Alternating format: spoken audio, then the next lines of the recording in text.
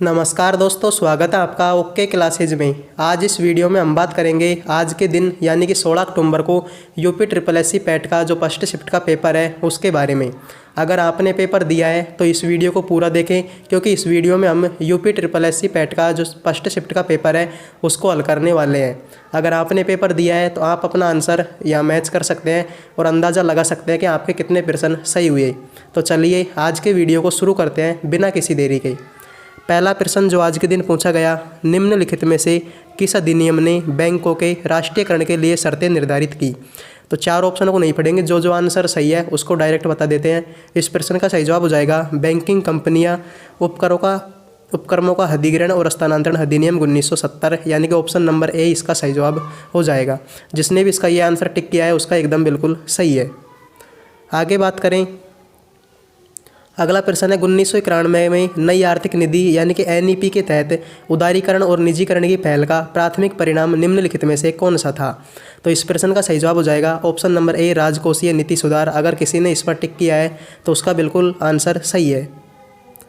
आगे बात करें तो निम्नलिखित में से किसे भारत में हरित क्रांति के जनक के रूप में जाना जाता है। तो भारत में हरित क्रांति का जनक कौन है। Option number B MS. Swaminathan. Verghese Kurien तो किस क्रांति से संबंधित है, श्वेत क्रांति से संबंधित। तो अगर इस प्रश्न का आंसर हरित क्रांति का आंसर किसी ने एम.एस. स्वामीनाथन किया है तो उसका आंसर एकदम सही है। आगे बात करें प्रश्न नंबर 4 के बारे में। तो भारतीय संविधान के लिए डीपीएसपी यानी राज्य के नीति निर्देशक सिद्धांत निम्नलिखित में से किस संविधान से प्रेरित है। तो डीपीएसपी यानी नीति निर्देशक तत्व किस संविधान से लिए है। ऑप्शन नंबर सी आयरलैंड से। आगे बात करें, अगला प्रश्न है भारतीय संविधान के आर्टिकल 19 में कौन सा अधिकार शामिल है। तो आर्टिकल 19 की बात करें तो इनमें कौन सा अधिकार शामिल है। ऑप्शन नंबर बी वाक और अभिव्यक्ति स्वतंत्रता का अधिकार। ये कौन से आर्टिकल में है, आर्टिकल नंबर 19। अगर किसी ने इसका आंसर बी लगाया है तो उसका आंसर एकदम सही है। अगला प्रश्न है, प्रश्न थोड़ा क्लियर हो जाए दे, संसदीय प्रणाली में कार्यपालिका किसके प्रति उत्तरदायी होती है। तो संसदीय प्रणाली में जो कार्यपालिका है किसके प्रति उत्तरदायी होती है, विधानमंडल के प्रति। ऑप्शन नंबर ए सही जवाब हो जाएगा। आगे बात करें तो निम्नलिखित में से कौन सी भारतीय संविधान की मुख्य विशेषता नहीं है। चार ऑप्शन है, लिखित और विस्तृत संविधान बिल्कुल है, द्विस्तरीय सरकार, एकल नागरिकता बिल्कुल है, सार्वभौमिक वयस्क मताधिकार ये भी बिल्कुल है। तो इसमें कन्फ्यूजन है थोड़ा सा, लेकिन फिलहाल के लिए आप इसका आंसर कौन सा लगा लीजिए, द्विस्तरीय सरकार। वैसे तो केंद्र में तो द्विस्तरीय सरकार ही होती है, केंद्र और राज्य सरकार, लेकिन जैसे कि हमारे यहाँ पर त्रिस्तरीय पंचायती राज व्यवस्था भी है, तो हो सकता है कि इसका आंसर कुछ और हो, लेकिन फिलहाल के लिए इसका आंसर आप क्या लगा लीजिए, ऑप्शन नंबर बी द्विस्तरीय सरकार। बाकी लिखित और विस्तृत संविधान तो है ही हमारे देश का, एकल नागरिकता भी है और सबको वोट देने का अधिकार भी यहाँ पर है। तो इसका आंसर क्या हो जाएगा, ऑप्शन नंबर बी। अगला प्रश्न है एक हॉर्स पावर लगभग कितने वाट के बराबर होता है। तो एक हॉर्स पावर की बात करें, साइंस का प्रश्न है, बिल्कुल इजी प्रश्न है, 746 वाट के बराबर, यानी कि ऑप्शन नंबर ए। अगले प्रश्न की बात करें तो निम्नलिखित में से कौन सी एक रासायनिक अभिक्रिया नहीं है। कोयले का जलना, भोजन का पाचन, कागज का जलना या पानी का भाप में रूपांतरण। रासायनिक अभिक्रिया होती क्या है, अगर एक पदार्थ दूसरे पदार्थ में बदल जाए और उसको वापस से उसी फॉर्म में लाना मतलब इम्पॉसिबल हो, तो वो कौन सी अभिक्रिया होती है, रासायनिक अभिक्रिया। जैसे कोयले का जलना, कोयला जल जाएगा उसके बाद में वापस कोयला नहीं बन सकता। भोजन का पाचन ये भी नहीं होगा, कागज़ का जलना ये भी नहीं होगा। तो रासायनिक अभिक्रिया कौन सी नहीं है, पानी का भाप में रूपांतरण। क्योंकि पानी को तुम चाहे सॉलिड फॉर्म में रखो या भाप में रखो, वो हमेशा क्या रहेगा, H2O। अगला प्रश्न है पायरिया निम्न में से किसका रोग है। अगला प्रश्न है पायरिया निम्न में से किसका रोग है। तो पायरिया किसका रोग है, मसूड़ों का। बिल्कुल इजी प्रश्न था ये भी। अगला प्रश्न है फिलोएम एक ऊतक है जो निम्नलिखित में से किसमें पाया जाता है। फिलोएम और जाइलम। जाइलम क्या होता है, जो जल का परिवहन करता है, और फिलोएम क्या होता है, जो खाद्य पदार्थों का परिवहन करता है। तो फिलोएम किसका ऊतक है, ऑप्शन नंबर ए पौधों का। अगला प्रश्न है भारत की पंचायती राज व्यवस्था कितने स्तर की है। अभी बताया था, ऑप्शन नंबर बी 3 स्तर की। त्रिस्तरीय पंचायती राज व्यवस्था है किसमें, भारत में। अगले प्रश्न की बात करें, प्रश्न नंबर 18। प्रश्न नंबर 18 है, निम्नलिखित में से कौन सा एसिड कार बैटरी में प्रयोग किया जाता है? तो कार की बैटरी में कौन सा अम्ल प्रयोग किया जाता है? ऑप्शन नंबर डी सल्फ्यूरिक अम्ल, जिसको अम्लों का राजा भी बोला जाता है। तो कार की बैटरी में कौन से एसिड का प्रयोग किया जाता है? सल्फ्यूरिक अम्ल का। आगे बात करें तो श्वेत और स्वेद का क्या अर्थ है? तो श्वेत का मतलब होता है सफ़ेद और स्वेद का मतलब क्या होता है? पसीना। यानी कि इस प्रश्न का सही जवाब हो जाएगा ऑप्शन नंबर सी। पेपर मेरे हिसाब से तो बिल्कुल ईजी है, बाकी जो नहीं पढ़ेगा उसके लिए तो कठिन ही है। खाक में मिलना मुहावरे का अर्थ क्या होता है? तो खाक में मिल जाना बिल्कुल ईजी बात है, सब कुछ नष्ट हो जाना। खाक में मिलना सब कुछ नष्ट हो जाना। अगला प्रश्न है, अनिल का पर्यायवाची। हिंदी तो जो बिल्कुल ही सरल है। अनिल का पर्यायवाची क्या होता है? पवन। गुप्त का विलोम क्या होता है? गुप्त का मतलब होता है छिपाना, तो इसका विलोम क्या हो जाएगा? उल्टा क्या हो जाएगा? प्रकट करना। अगला प्रश्न है, सद्भावना का संधि विच्छेद क्या होता है? तो सद्भावना का संधि विच्छेद क्या हो जाएगा? ऑप्शन नंबर बी सत्य प्लस में भावना। बिल्कुल इजी पेपर है, कल से तो ज़्यादा इजी है। द अनामलाई रीड टेल नाम की डैमजल फ्लाई की एक नई प्रजाति की खोज किस राज्य में की गई? तो यहाँ से अनामलाई से आप प्रश्न का जवाब का आंसर अंदाज़ा लगा सकते हैं। अनामलाई रीड टेल नामक डैमजल फ्लाई की एक नई प्रजाति की खोज कहाँ पर हुई है? ऑप्शन नंबर ए केरल में। अगला प्रश्न है, गोपी ने विवेक से कहा, वह व्यक्ति मेरी माँ के इकलौते भाई का पिता है। तो गोपी उन्हें क्या कहेगी? आपकी मम्मी का भाई और उसका पिता, तो क्या हो जाएगा वो? नाना। मम्मी का भाई और उसका पिता क्या हो जाएगा? जो मम्मी का पिता है वो सीधी सी बात है, उसका भाई का भी पिता होगा, और क्या हो जाएगा वो? नाना। अगले प्रश्न की बात करें। अगला प्रश्न है, INS तारकस में लाल सागर में खालिस्तान नौसेना के जहाज़ों को अल्माज PC 411 और निमेर PC 413 के साथ एक समुद्री साझा अभ्यास का आयोजन किया। तो ये किस देश के साथ किया है? ऑप्शन नंबर सी सूडान के साथ में। वैसे तो जापान के साथ भी किया है और फ्रांस के साथ भी किया है, लेकिन यहाँ पर बोला इसने लाल सागर, तो लाल सागर से क्या हो जाएगा इसका जवाब? सूडान। अगला प्रश्न है, जागृति निम्नलिखित में से किस क्षेत्र से संबंधित शुभंकर है? तो जागृति किस क्षेत्र का शुभंकर है? ऑप्शन नंबर बी उपभोक्ता जागरूकता का। ऑप्शन नंबर बी इसका सही जवाब हो जाएगा। लास्ट में कमेंट में आप ज़रूर बता के जाना कि आपके कितने प्रश्न सही हुए। अगला प्रश्न है, महाराष्ट्र में स्थित औरंगाबाद का नया नाम क्या है? तो महाराष्ट्र में जो औरंगाबाद स्थित है, जहाँ पर बीबी का मकबरा है, उसका नाम क्या रख दिया नया? तो उसका सही जवाब हो जाएगा संभाजी नगर। औरंगाबाद का नया नाम क्या रखा है? संभाजी नगर। अगला प्रश्न है, भारतीय पारंपरिक विज्ञान पर किस देश के सर्वदलीय संसदीय समूह को आयुर्वेद रत्न पुरस्कार से सम्मानित किया गया? तो आयुर्वेद रत्न पुरस्कार किसको मिला है? ऑप्शन नंबर ए UK को। अगले प्रश्न की बात करें तो हिमाचल प्रदेश में 21 दिवसीय संयुक्त अभ्यास वज्र प्राइस किन देशों के बीच में संपन्न हुआ? तो वज्र प्रहार युद्ध अभ्यास है वो किस किस देश के बीच में होता है? भारत और संयुक्त राज्य अमेरिका के बीच में। ऑप्शन नंबर डी इसका सही जवाब हो जाएगा। बिल्कुल इजी पेपर है, ज़्यादा कठिन नहीं है। आगे बात करें तो निम्नलिखित में से किस कंपनी ने जुलाई 2022 में भारतीय खिलाड़ियों के प्रदर्शन को बढ़ाने के लिए भारतीय ओलंपिक संघ IOA के साथ दीर्घकालिक साझेदारी की घोषणा की? तो इस प्रश्न का सही जवाब हो जाएगा option number A Reliance industries limited के साथ में। ऑप्शन नंबर ए इस प्रश्न का सही जवाब हो जाएगा। अगला प्रश्न है, जुलाई 2022 में कॉफ़ी बोर्ड ने कॉफ़ी फसलों की जलवायु प्रतिरोधी किस्मों को विकसित करने के लिए किसके साथ एक समझौते ज्ञापन पर हस्ताक्षर किए? तो किसके साथ ये समझौता हुआ है? ऑप्शन नंबर बी इसरो के साथ में। इसरो इस प्रश्न का सही जवाब हो जाएगा। अगला प्रश्न है, निम्नलिखित में से कौन सा देश भारत के साथ सबसे लंबी अंतर्राष्ट्रीय सीमा साझा करता है? तो भारत के साथ सबसे ज़्यादा अंतर्राष्ट्रीय सीमा साझा कौन करता है? Option number A Bangladesh 4096 kilometre. Option number A इसका सही जवाब हो जाएगा। आगे बात करें तो निम्नलिखित में से कौन सी इजराइल की राजधानी है? तो इजराइल की राजधानी की बात करें तो इसका सही जवाब हो जाएगा जेरूसलेम। ऑप्शन नंबर ए इसका सही जवाब हो जाएगा। जेरूसलेम किसकी राजधानी है? इजराइल की। अगला प्रश्न है, डाक कर्मयोगी पोर्टल का उद्देश्य क्या है? तो इस प्रश्न का सही जवाब हो जाएगा लगभग 4 लाख ग्रामीण डाक सेवकों की क्षमताओं में वृद्धि करना।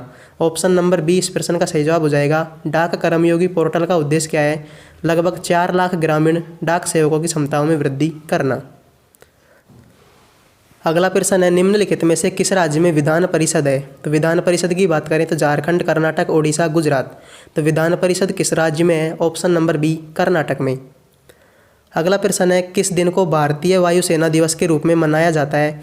इस प्रश्न का सही जवाब हो जाएगा करंट का प्रश्न है, हाल ही में मनाया गया। ऑप्शन नंबर सी 8 अक्टूबर को। भारतीय वायुसेना दिवस कब मनाया जाता है? 8 अक्टूबर को। अगले प्रश्न की बात करें तो निम्न में से किसे भारत का स्कॉटलैंड भी कहा जाता है? तो भारत का स्कॉटलैंड किसे कहा जाता है? कुर्ग, श्रीनगर, मसूरी, दार्जिलिंग। तो इस प्रश्न का सही जवाब हो जाएगा ऑप्शन नंबर ए कुर्ग को। अगला प्रश्न है कला मथुरा से स्टेसिलिंग की पारंपरिक कला है। तो कला मथुरा से स्टेसिलिंग की पारंपरिक कला कौन सी है? कजरी, लघु कला, सांझी, इनमें से कोई नहीं।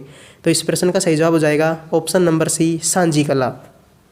अगला प्रश्न है निम्नलिखित में से 2014 में बनाया गया भारत का 29वां राज्य कौन सा है? काफ़ी कन्फ्यूजिंग प्रश्न है क्योंकि वर्तमान में भारत में राज्य कितने हैं? टोटल 28। और यहाँ पर बात कितने की है? 29वां की। लेकिन ये बात भी कब की हो रही है? 2014 की।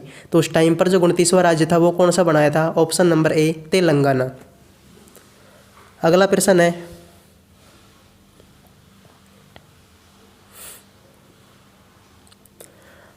है निम्नलिखित में से किसी व्यक्ति ने प्रसिद्ध पुस्तक the story of my experiment with truth लिखी? तो ये पुस्तक काफ़ी चर्चित पुस्तक है और ये किसने लिखी है? हमारे महात्मा गांधी ने। ऑप्शन नंबर बी सी इसका सही जवाब हो जाएगा महात्मा गांधी ने। अगला प्रश्न है वायुमंडल में ग्रीन हाउस गैसें पृथ्वी के अधिकांश उत्सर्जित खालिस्तान को अवशोषित करती है जो निचले वायुमंडल को गर्म करती है। तो जो ग्रीन हाउस गैसें हैं वो किसको अवशोषित करती हैं? ऑप्शन नंबर बी अवरक्त किरणों को। ऑप्शन नंबर बी इसका सही जवाब हो जाएगा।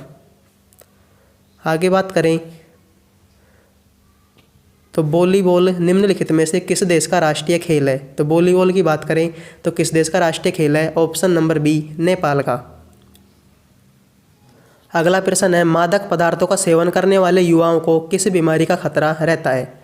शारीरिक असक्षमता, पागलपन, HIV और एड्स, मानसिक असंतुलन। तो इस प्रश्न का सही जवाब हो जाएगा चारों ही सही है। ऑप्शन नंबर डी ये सभी। अगला प्रश्न है आपकी दृष्टि से मादक द्रव्यों का सेवन करने वाले बच्चों के लिए सबसे ज़्यादा कौन दोषी है? तो मादक द्रव्यों का सेवन करने वाले बच्चों के लिए सबसे ज़्यादा दोषी कौन है? ऑप्शन नंबर बी बच्चों के माता पिता। क्योंकि हर काम की शुरुआत घर से होती है और जब बच्चों के माता पिता ही उनको कुछ नहीं बोलेंगे तो वो मादक द्रव्यों या फिर कुछ भी जो उल्टे सुलटे काम है उनको करने लग जाते हैं। तो इनके लिए सबसे ज़्यादा दोषी कौन है? बच्चों के माता पिता। अगला प्रश्न है निम्नलिखित में से किस सेना की ताकत छापामार गुरिल्ला रणनीति थी?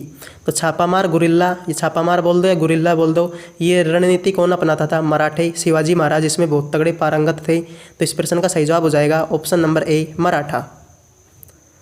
अगला प्रश्न है हड़प्पा सभ्यता के दौरान डांसिंग गर्ल नर्तकी की कांस्य प्रतिमा बनाने के लिए खालिस्तान तकनीक का इस्तेमाल किया जाता था। तो डांसिंग गर्ल जो नर्तकी की कांस्य मूर्ति है उसको बनाने के लिए किस तकनीक का इस्तेमाल होता था? ऑप्शन नंबर डी मोम लोपी डलाई, जिसको बोला जाता है कास्टिंग। ऑप्शन नंबर डी इसका सही जवाब हो जाएगा। आगे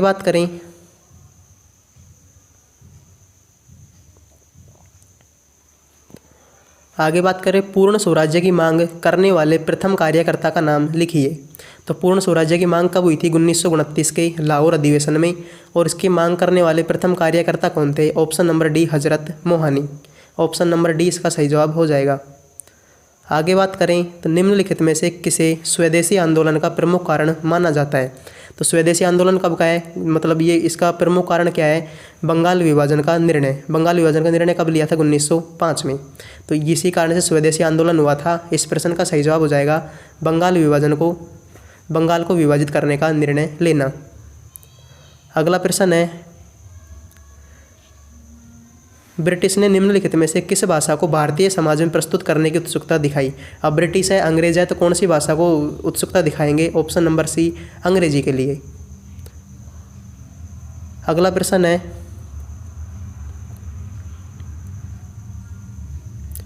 अगले प्रश्न की बात करें तो भारत सरकार अधिनियम 1935 के, इससे कल भी प्रश्न आया था कि प्रावधानों में ब्रिटिश सरकार के अंतिम अधिकार का एक उदाहरण कौन सा था?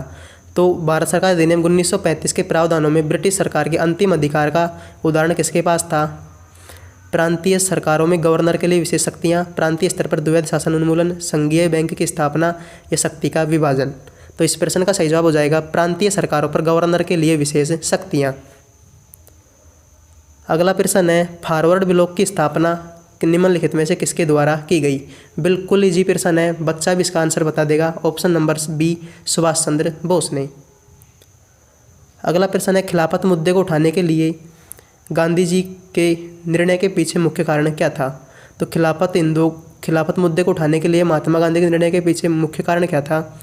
इस प्रश्न का हिंदू और मुसलमानों के बीच अधिक एकता लाने के लिए, ईसाइयों और मुसलमानों के बीच अधिक एकता लाने के लिए, हिंदू और ईसाइयों के बीच अधिक एकता लाने के लिए, इनमें से कोई नहीं।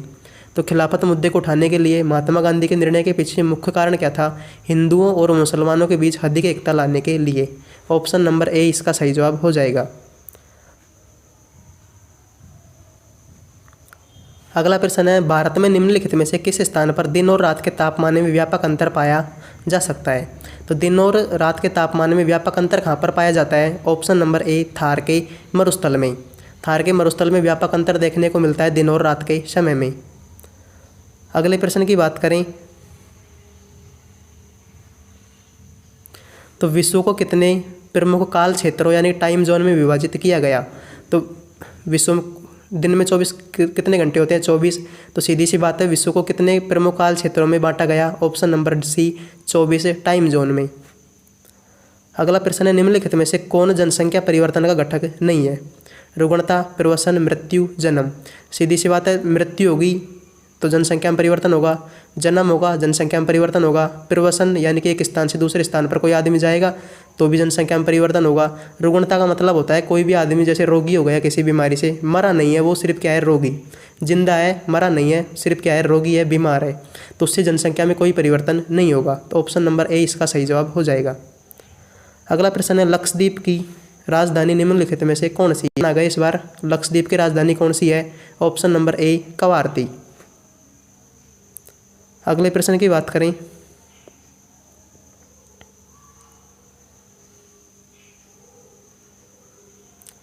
अगला प्रश्न है स्थिरता के साथ विकास के उद्देश्य से निम्नलिखित में से कौन सी पंचवर्षीय योजना शुरू की गई। चौथी, छठी, तीसरी, पांचवी। तो स्थिरता के साथ विकास के उद्देश्य से निम्नलिखित में से कौन सी पंचवर्षीय योजना शुरू की गई। ऑप्शन नंबर ए चौथी पंचवर्षीय योजना को। प्रश्न नंबर 99 है निम्नलिखित में से किसमें व्यक्तियों या व्यक्तियों के समूह में स्वामित्व वाले व्यवसाय शामिल हैं। तो इस प्रश्न का सही जवाब हो जाएगा सार्वजनिक, राज्य के स्वामित्व वाले उद्यम, निजी क्षेत्र, इनमें से कोई नहीं। प्रश्न क्या बोल रहा है निम्नलिखित में से किसमें व्यक्तियों या व्यक्तियों के समूह के स्वामित्व वाले व्यवसाय शामिल हैं, यानी व्यक्तियों और व्यक्तियों का क्या हो समूह। तो ये किसमें आ जाएंगे सार्वजनिक क्षेत्र में। सार्वजनिक क्षेत्र में ही होता है व्यक्तियों का समूह। तो आगे बात करें प्रश्न नंबर 100 का, उस जंगल का नाम बताएं जिसे पृथ्वी के फेफड़ों के रूप में जाना जाता है। ये प्रश्न को भी बच्चा ही बता देगा, बिल्कुल इजी प्रश्न है। सही जवाब हो जाएगा इसका अमेजन वर्षा वन। तो आज के लिए इतना ही। आई होप आपको वीडियो पसंद आया होगा।